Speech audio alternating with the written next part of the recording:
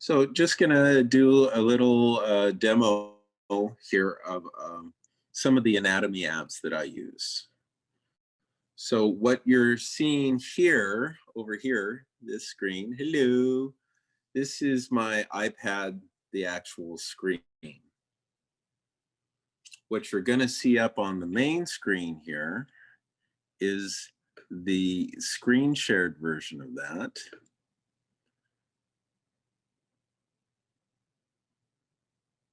Oh, it would really help if I plugged it in.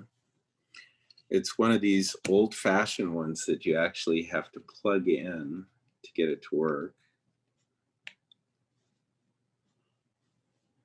And there we go.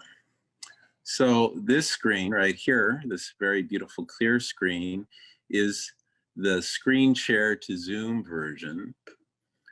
And I'm going to make this side screen here a little bigger, just so you can see the finger movements, etc., on the iPad screen as I use the iPad. So you can see by this screen that I have a little problem with anatomy apps. I have just about every one, especially of this particular company, 3D4MEDICAL.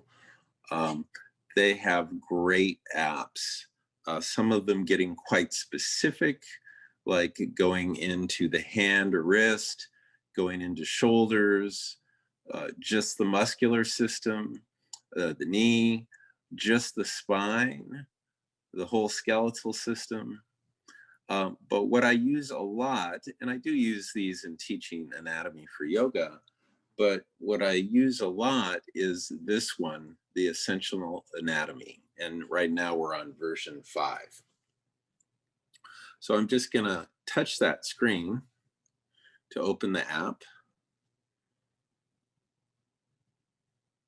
And it brings me straight to the skeleton.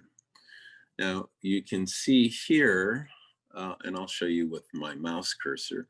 On the right, we have all these different systems. We have the skin, the muscle system, and the muscle system again. Notice a plus and a minus here. If I tap on this, it's going to add layers of the muscle system.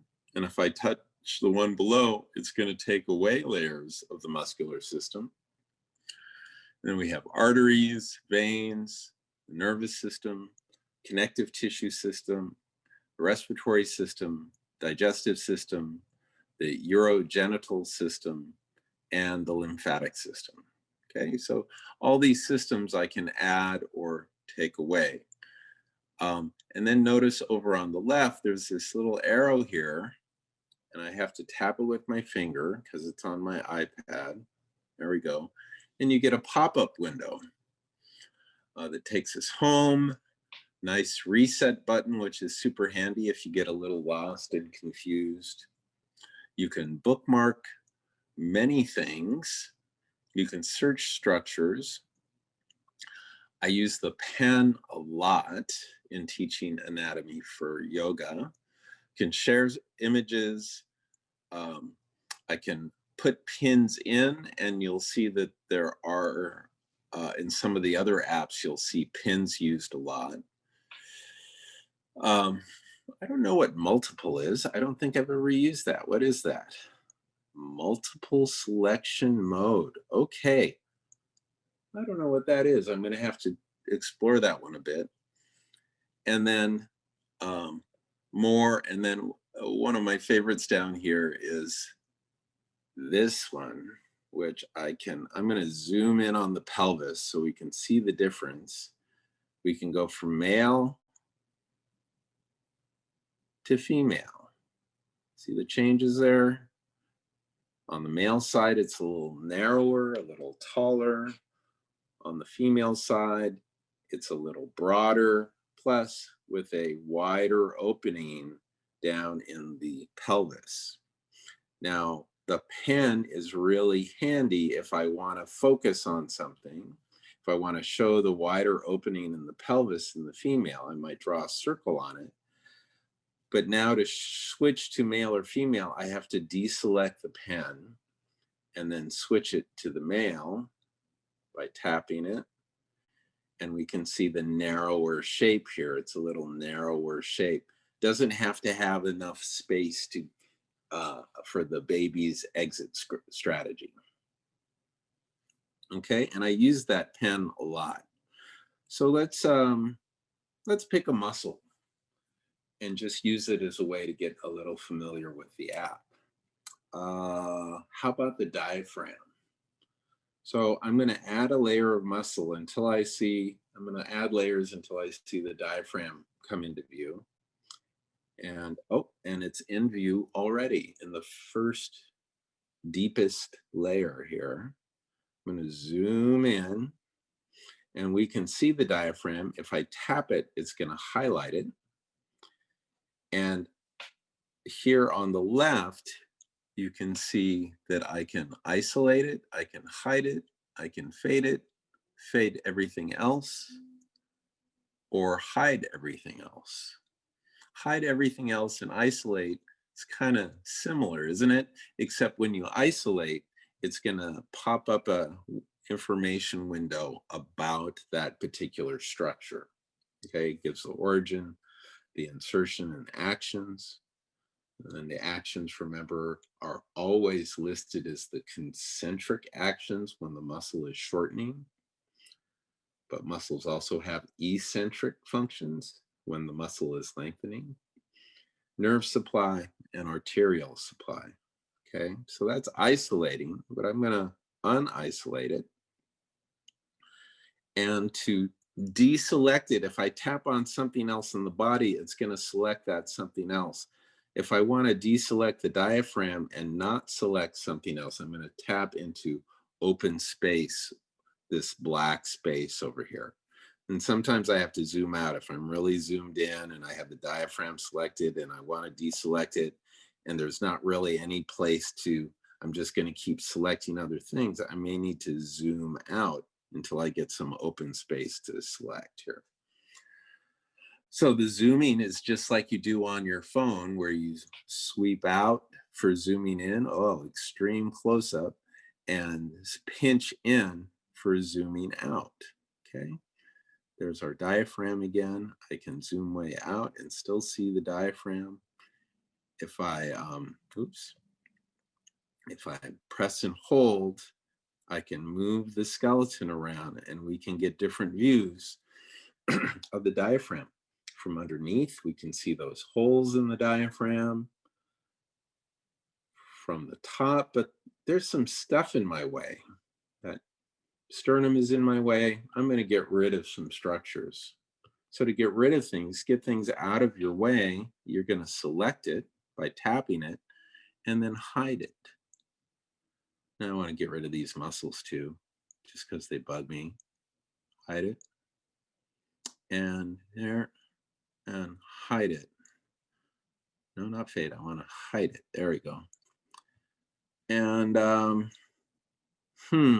what's missing here is the cartilage on the ribs. So I'm going to add the connective tissue layer. Oh, there we go. So there's the connective tissue layer. And this is adding connective tissue through the whole body. You see how it, you see the ligaments and joint capsules around the shoulder joints and around the AC joint and on the front of the spine. But it's a little better view of the top of the diaphragm without any of that pesky connective tissue. So now I can look down and see the top of the diaphragm without the heart and lungs in the way, without the ribs in the way, anything like that, okay? Now the pictures of the diaphragm, this is common. Every anatomy book shows the diaphragm in this position, in this up position. This is at the bottom of an exhale, for example. The ribs, excuse me, the diaphragm lifted as the exhale happens. The diaphragm gets pulled up by the elasticity of the lungs. So, and this is something that I often will do in class. I'll often draw on it and say, when the muscle contracts, it draws it down this way so that it compresses this whole line of the muscle is going to draw down, and that's what makes the belly expand, especially if your six-pack is relaxed. Okay, now I have the pen on. You can see I have the pen on. If I try to move the figure without turning the pen off, it's not going to work. It's just going to, it's not. So to move it again, I need to unselect the pen, and now I can move this around again. Okay. Now let's look at some other cool features here. If I zoom in on the bottom of the diaphragm, we see that the diaphragm, I'm selecting the pen, it's got these holes in it. 1, 2, and here's the third one right here, right up against the spine. 3 holes in the diaphragm. Those holes are not empty because the diaphragm has to maintain a seal. And what's in those holes are different structures, blood vessels, or we'll look and see. Let's look here. Let me add the veins. Oh, look at that. We can see right here. I'm going to zoom in. Look at that. You can see this is the inferior vena cava, and it's coming through the diaphragm. So that's blood returning back towards the heart. Deoxygenated blood, blood that's already dropped off its oxygen, going back towards the heart and lungs to pick up oxygen and drop off carbon dioxide. We also have another hole. I'm going to get rid of because if I put the arteries in and everything, it just gets really crowded.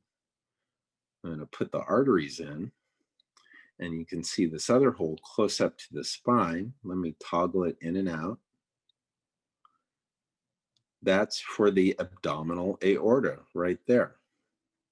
Okay, coming from the heart towards the guts and the lower body. And then the third hole is in the digestive system. Whoa, need to back it up to see what's going on. Okay, so the liver's in the way. I can't see the hole. So I'm going to get rid of the liver. I'm going to tap this part and hide you liver, and hide the other lobe of the liver. Bye-bye. And now, oh, I can see it right there. The next hole right there, the esophagus, the food tube coming from the mouth to the stomach. Okay, so those holes are airtight, absolutely airtight. If they weren't airtight, if there's any sort of leakage, the lungs are going to collapse. And so if I want to reset and get all the guts back, I can do that. Reset. Ooh, and I got all the muscles back. Let me peel a few layers of muscles off. So now I have all the guts back. I'm going to get rid of the guts. Oh, I got my sternum back too because I reset. Okay, so that gives you an idea. Now, one thing I use the pen for a lot, let's say we're doing a restorative pose and I need to show people where to put the blanket in a mountain brook pose. So I'll use the pen, I'll look at a back view, and let's add some more muscles here.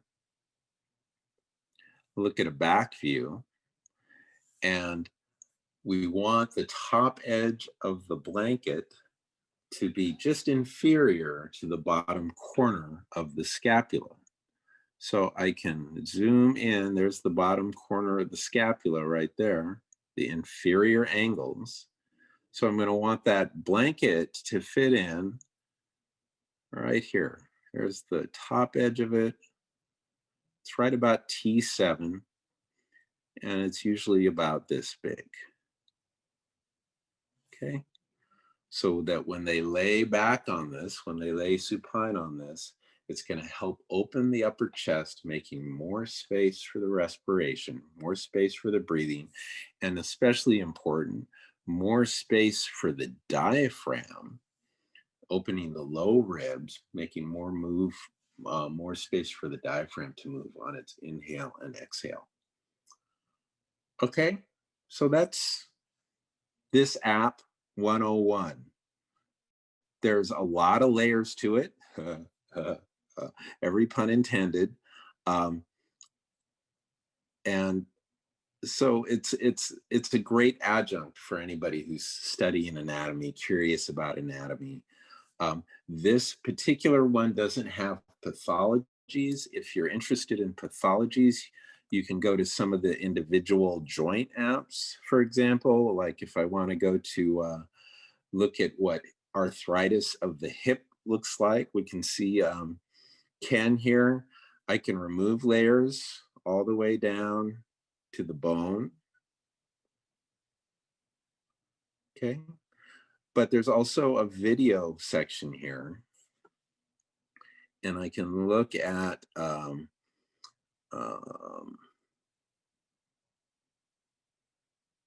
arthritis in the hip joint. And it's going to show me the joint, the articular surfaces, the hyaline cartilage, and show the process of it wearing out, maybe from hanging out too much in the mosh pit on concrete floors, that sort of thing, where the cartilage starts to wear thin and wear out. And once it wears out, then we're getting bone on bone contact. Eesh. And bone on bone is going to make for pain and also bone spurs. This can be quite painful.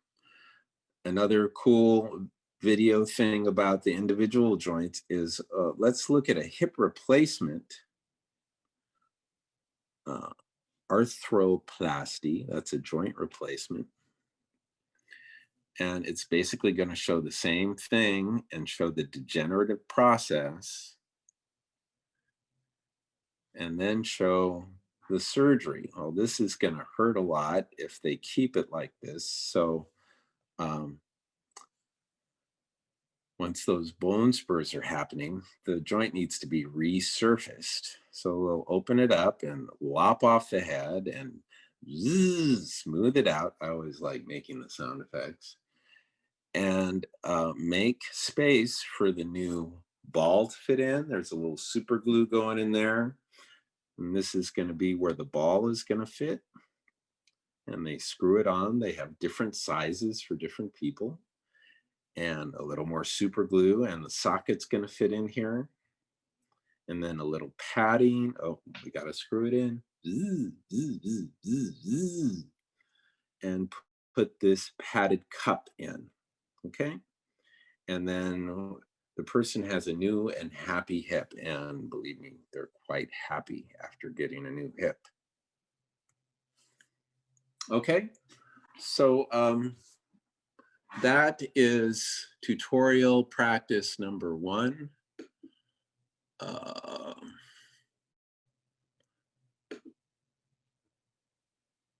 Let's see. There I am.